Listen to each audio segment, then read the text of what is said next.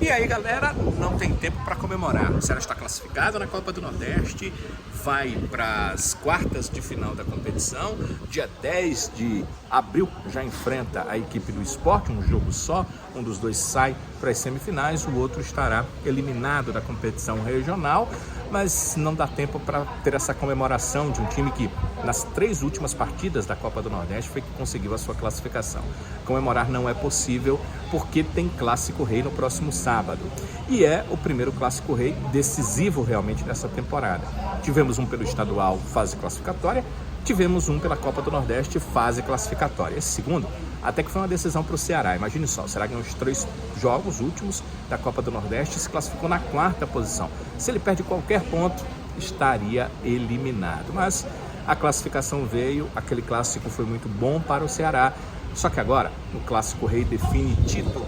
São 2 clássicos e um dos dois, Ceará ou Fortaleza, sairá campeão cearense de 2024. Foi sobre isso que conversamos com o volante Richardson nessa tarde aqui no Vovozão. Sobre favoritismo, o Richardson acha que o Ceará, apesar dos bons últimos resultados, em detrimento de resultados não muito bons da equipe do Fortaleza, mesmo assim, Richardson acha que não é o Ceará o favorito. Quando se fala de clássico é difícil colocar um favorito, a gente sabe que é decidido no detalhe. Na minha visão como atleta, acredito que se existe uma pequena vantagem é do nosso rival, apesar do momento não dizer isso, mas eu acredito que pelo trabalho longevo que existe, um elenco que joga junto há praticamente 3 anos, a gente tem um elenco novo, mas nada disso entra dentro do campo, né? São argumentos ou respostas para a gente enaltecer o quão qualificado vai ser esse duelo. Mas na minha visão, o clássico se equaliza, a gente tem o poder muito grande de estar num momento tranquilo, que não nos pode dar uma certa confiança a mais dentro um adjetivo perigoso para esse momento, e que a gente tem que estar muito concentrado, pregar o respeito ao adversário, saber das qualidades deles, mas saber que aqui tem grandes jogadores também, que a gente tem tudo para enfrentar de igual para igual. E o mais importante, independente do que aconteça nos 2 jogos, no próximo no dia 6 de abril a gente poder comemorar o título, que é o mais importante nesse momento. Mas é claro que o Richardson entende que vai ser um grande duelo que o Ceará vai ter pela frente com a equipe do Fortaleza. Afinal de contas, é o Clássico Rei, o Richardson já está acostumado, já jogou clássicos importantes e sabe que essas camisas são pesadas e elas tendem a tornar, mesmo a partida quando um time está muito melhor que o outro, tecnicamente, às vezes até melhor naquela competição, quando chega na hora do clássico, tudo fica muito próximo. Imagina só, numa final de estadual, onde os dois suplantaram já adversidades para poder chegar lá. Então, o Richardson acredita nesse ótimo duelo.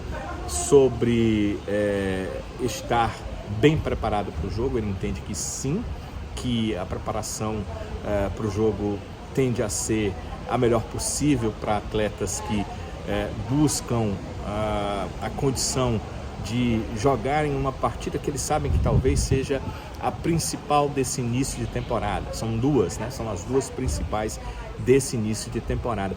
E eu perguntei ao Richardson como é que estava o ânimo dele, como é que ele estava motivado para essa partida.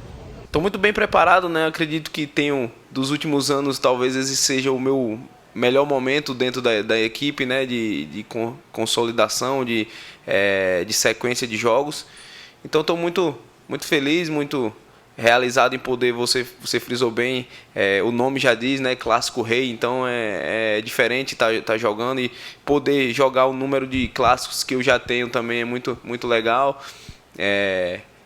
Mas a gente, como eu falei, a gente fica marcado sempre quando vence, né? Então, a gente espera que não só eu, mas todo mundo esteja muito bem preparado. A gente teve dificuldades esses últimos dias aí, de vários jogadores com virose, com dificuldade se recuperando, mas o elenco tem mostrado todo esse brilho que o torcedor pede, né, de entrega, de dedicação com essa camisa, conseguindo importantes resultados aí nesse período de tempo que estavam alguns jogadores debilitados. Então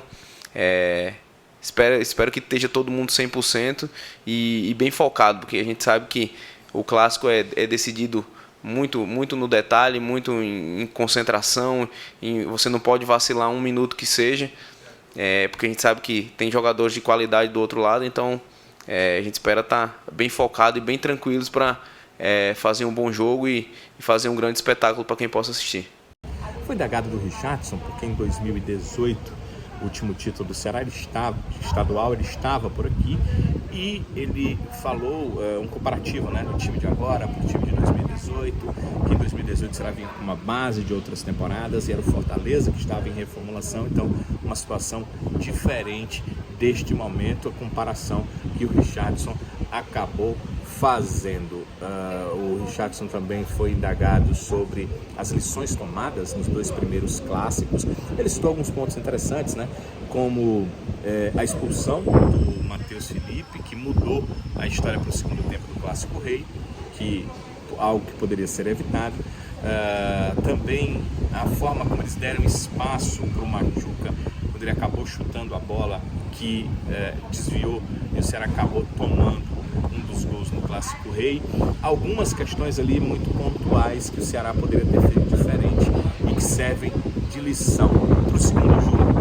A lição que ele toma também de deixar o Fortaleza com muito espaço no início do jogo, que acabou fazendo com que o Fortaleza tivesse algumas oportunidades, chutasse bola na trave, e isso também é algo que eles pensam, né? O Richardson entende como uma lição para que não seja feito da mesma forma nessa terceira partida, né? Nessa segunda partida pelo Campeonato Cearense e a primeira das finais do estadual. Eu perguntei para o Richardson sobre não ter participado do jogo contra o Itabaiana. Hoje se fala muito da questão física, e quem não participa de um jogo entra no outro. Fala-se do tanque cheio. O Richardson falou sobre essa questão de não ter jogado na quarta e estar com um tanque cheio para a partida desse sábado. Acredito que sim, faz muita diferença. A gente sabe que do desgaste não só do jogo, né, mas às vezes as viagens também é muito desgastante. Então poder ter um período, como eu sempre brinco, né, com quem me pergunta, quando a gente joga de 3 em 3 dias muitos jogos, a gente fica cansado dos jogos. Quando fica 10 dias sem jogar, a gente acha ruim porque não está jogando. Então eu acho que ter essa balança é muito difícil dentro da nossa profissão, porque assim, quando se existe um momento bom, a gente quer estar jogando todos os jogos, né? Que tá todo mundo com confiança, que as coisas estão acontecendo da melhor forma. Quando o momento é negativo, talvez um período melhor de treinamento, de preparação seria melhor para cada momento. Então ter muita tranquilidade nisso, saber que a gente tem jogos decisivos, mas jogos quanto mais se vence e se veste se veste camisa do tamanho do Ceará, mais jogos vão ter na temporada, né? E são jogos de muita importância. Então acredito que o professor tem um elenco à disposição satisfatório para que a gente possa chegar, que ele possa escolher quem esteja os melhores, para que a gente possa chegar bem preparado. Mas faz muita diferença ter um período de descanso, se preparar bem para uma decisão. Uma coisa nessa temporada que chamou muita atenção foi que o Richardson começou a temporada como um jogador que iria ser emprestado, iria ser negociado, não ia ficar no clube, não estava nos planos do Ceará, e acabou virando uma peça importante na temporada do clube. O ponto de virada, segundo o técnico Wagner Mancini, foi uma conversa do Mancini com o Richardson. E o que mais chamou a atenção é que essa conversa não partiu do Mancini, ela partiu do Richardson. E o volante falou sobre isso também na coletiva. Ele explicou que foi uma conversa olho no olho, que o Mancini disse para ele o que ele precisava para jogar, e depois ele procurou fazer aquilo que o Mancini disse. Realmente foi um ponto de inflexão, foi um ponto de virada na temporada do Richardson, e ele passou a ser, e aí isso é o que estou dizendo, não faz parte da coletiva, o Richardson não diria isso sobre si mesmo, mas ele passou a ser uma das peças mais importantes do Ceará até aqui na temporada 2024. Hoje eu não imagino, a gente vai fazer um time titular ali do Ceará sem a presença do Richarlison na equipe. Agora vamos pensar nesse Clássico Rei e das nuances, principalmente de formação do time do Ceará para esse clássico. Vamos pensar no que eu também não imagino. Eu não imagino o Ceará sem o Richard no gol. Eu não imagino o Ceará sem o Ryan Ramos na lateral direita. Eu não imagino o meio-campo sem o Richarlison, mas também sem o Lourenço. E eu não imagino um ataque sem o Eric Pulga. Acho que todas as outras posições, de alguma forma, são negociáveis, embora eu entenda que tem alguns jogadores que merecem ser titulares. O Matheus Felipe, por exemplo, apesar da expulsão no primeiro Clássico Rei, é um jogador que eu entendo que precisa jogar. Ele parece que é afeito a esses grandes momentos e a sua presença diária é muito importante para tirar a bola, para meter ordem na casa ali, e acho que ele também precisa jogar. Enquanto que na lateral esquerda, acho que o Matheus Bahia é o titular. Paulo Vitor não deixa muito a desejar, mas o Matheus Bahia vive um melhor momento, talvez até pelas maiores oportunidades, ou seja, por ter jogado mais tempo, por ter mais minutagem nessa temporada. E aí, nas outras, a gente pode fazer uma reflexão. Quem será o zagueiro ao lado do Matheus Bahia? Eu prefiro o David Ricardo, mas acho que vai utilizar o Ramon. No meio-campo, quem seria o outro jogador? Eu acho que em algum momento da temporada, o Mugni ganha a marra e assume essa titularidade no meio-campo, mas não sei se esse é o momento para isso e não sei o que é que Mancini está pensando em relação a essa partida para fechar ali no meio-campo. Também não sei se o Guilherme Castilho volta e que ponto ele volta. Se ele volta depois de passar 2 semanas entregue ao departamento médico, se ele volta em condição de jogar 90 minutos. São alternativas. Na parte ofensiva, temos o Facundo Barceló, que é um centroavante que até marcou gols importantes, mas ainda não dá para dizer que ele é o dono titular da posição. E o Ailon voltou de contusão e voltou bem, no meu ponto de vista, na partida contra o Itabaiana. Não é espetacular, mas bem. E eu colocaria, com certeza, o Ailon no time. Agora, o Ailon no ataque pelo lado ou o Ailon de centroavante? O Mancini também tem algum tempo, pouco tempo, mas tem algum tempo para avaliar quem é que ele vai colocar nessa equipe do Ceará. O que ele precisa saber é aquilo que ele disse vai se confirmar. Ele disse na coletiva depois do jogo contra o Itabaiana, se ele vai poder contar mesmo com a volta do Guilherme Castilho, que seria uma ótima alternativa se não tiver fisicamente condição de começar o jogo, mas é uma ótima alternativa para entrar durante a partida, e se ele vai ter mesmo o Lourenço e o Matheus Bahia. E eu entendo que sim, a questão é de virose. O Matheus Bahia voltando ali para a lateral esquerda, o Lourenço voltando para o meio campo. O Ceará terá uma forte formação para enfrentar o Fortaleza nessa primeira partida das finais. Quanto à questão de favoritismo, eu estou com o Richarlison. Não é questão de jogar para o adversário, não. É questão de realidade. O time do Fortaleza tem uma formação de mais tempo e por isso ele tem esse certo favoritismo. Ao Ceará cabe suplantar esse favoritismo. Como eu acredito que o Ceará fez grande parte do primeiro jogo e grande parte da segunda partida. Suplantar esse favoritismo, não deixando que o adversário tenha tanta condição de chegar à sua área. O Fortaleza, quanto também é um time envolvente, o Ceará precisa barrar isso. E também buscando na área adversária os gols. Isso o Ceará tem feito bem. Foram 2 clássicos, o Ceará marcou 4 gols, 3 num clássico e 1 no outro Clássico Rei. Então o Ceará precisa continuar fazendo isso.